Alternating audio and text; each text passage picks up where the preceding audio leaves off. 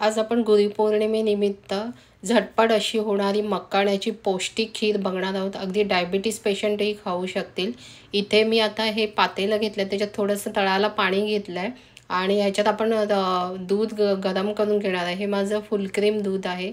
इथे तुम्ही साधं दूध वापरलं तरी काहीच हरकत नाही. दूध पाणी ठेवण्याचं कारण म्हणजे खालून लागू नये यासाठी मी थोडंसं खाली पाणी ठेवलं आहे आणि मी ते आता चांगलं तापवून घेणार आहे. ही जी खीर आहे ना, ती अगदी तुम्ही लहान मुलांना, मोठ्यांना सगळ्यांना देऊ शकता, अगदी म्हाताऱ्यांना सुद्धा. कारण ही एकदम एक बाऊल जरी खीर खाल्ली ना तरी पोट भरून जातं. तर आता इथे मिक्सरमध्ये मी 1 कप मखाणा आणि पाव कप काजू घेतले. ते मिक्सरला त्याची चांगली भरड काढून घेणार आहे आणि ती भरड ही मी तुम्हाला दाखवते. याप्रमाणे अशी भरड काढून घ्यायची आहे, त्यामुळे तुमच्या खिरीला घट्टपणा येणार आहे. तर आता आपण पातेला ठेवूया आणि त्या पातेल्यामध्ये सर्वप्रथम आपण जे भाजून घ्यायचं आहे ड्रायफ्रुट्स वगैरे ते करून घ्यायचं, कारण मग सारखी वेगवेगळी भांडी पडत नाही. तर आता इथे मी 2 चमचे तूप घातले आणि 1 कप मखाणा मी पुन्हा भाजून घालणार आहे. कारण तो मखाणा असे जे मखाणे असा दिसायलाही छान दिसतो खिरीमध्ये, म्हणून मी अख्खेच ठेवले. ते चांगले परतले की आपण ते काढून घ्यायचे आणि त्याच्यानंतर आपण ह्याच्यामध्ये थोडंसं पुन्हा 1 चमचा तूप घालूया आणि त्यानंतर मी जे काजू आणि बेदाणे आहे ते बेदाणे भाजून घेणार आहे आणि तेही चांगले लाल करून घ्यायचे. त्यामुळे थोडेसे खिरीमध्ये ते छान दिसतातही आणि लागतातही चांगले. तर मी आता हे परतून घेते. ही खीर आहे ना, उपवासाला, नैवेद्याला, अगदी डाएट करतात त्यांना सगळ्याला चालणारी खीर आहे आणि डायबिटीस लोकही ही खीर खाऊ शकतात. आणि मुख्य म्हणजे ही खाईच्या वेळी झटपट होणारी खीर आहे. मला तुम्हाला विश्वासच नाही होणार इतकी पटकन ही खीर होते. तर आता मी ही भरड पण राहिलेल्या तुपामध्ये चांगले परतून घेते आणि ह्याच्यामध्ये जे आपण दूध गरम करून घेतलं आहे ते थोडं थोडं करून घालायचं आहे. कारण मखाण्याच्या लाया ह्या एकदम हलक्या असतात. आपण ते आता भरड केल्यामुळे त्या इथे तिथे उडण्याची शक्यता असते. तर त्यामुळे जपूनच आपण हे थोडं थोडं करून दूध घालायचं आहे आणि ते चांगलं मिक्स करून घेतल्यानंतर आपण जो मखाना आणि ड्रायफ्रुट्स भाजून घेतले ते एक एक ह्याच्यामध्ये घालणार आहोत.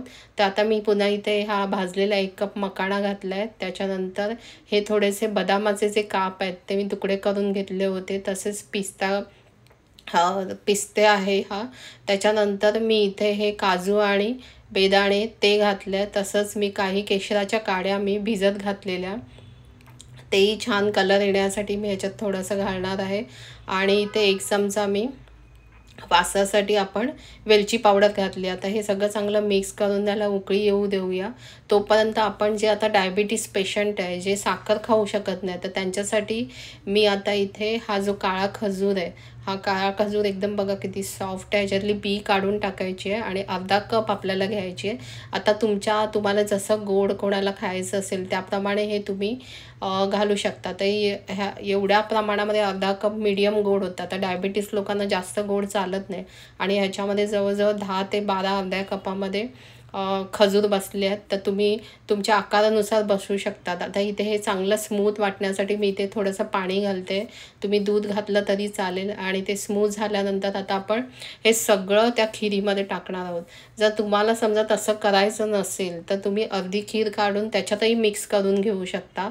पण मी आता हे खजूर हे शरीरासाठी चांगलेच असतात, ते हिमोग्लोबिनही वाढतात, याच्यासाठी मी ते पूर्णच खिरीमध्ये घातले आणि ते चांगले मिक्स करून घेतले. आणि त्याच्यानंतर आपण एक उकळी काढणार आहोत.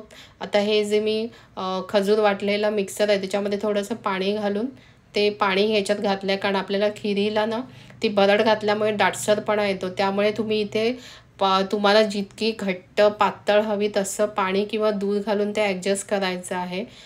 कारण ह्याच्यामध्ये ज्या लाया आणि आपण काजू घातले आहे त्याच्यामुळे ती थंड झाल्यानंतरही थोडी घट्ट होईल. तर त्यानुसार तुम्हाला घट्ट ठेवायचं आहे. आता मी जे खजूर घातलेली खीर थोडीशी जे साखर खात नाही ते काढून घेतली आणि इथे मी पाव कप साखर घातली आहे. तर पाव कपला थोडीशी कमी साखर घातली आहे, कारण मला अगदी पण जास्त गोड आवडत नाही. जर तुम्हाला गोड आवडत असेल तर पूर्ण पाव कप साखर घाला, किंवा तुम्हाला त्याहून जास्त हवी असेल तर त्यानुसार तुम्ही गोड बघून घालायचं. तर आता इथे मी बघा तुम्हाला झटपट 2 जणांसाठी मी इथे खीर करून, एक तर डायबिटीस पेशंट पण खाऊ शकतात आणि आपण जे साखर खातात तेही खाऊ शकतात. तर झाले की नाही पटकन झटपट अशा 2 प्रकारच्या खिरी.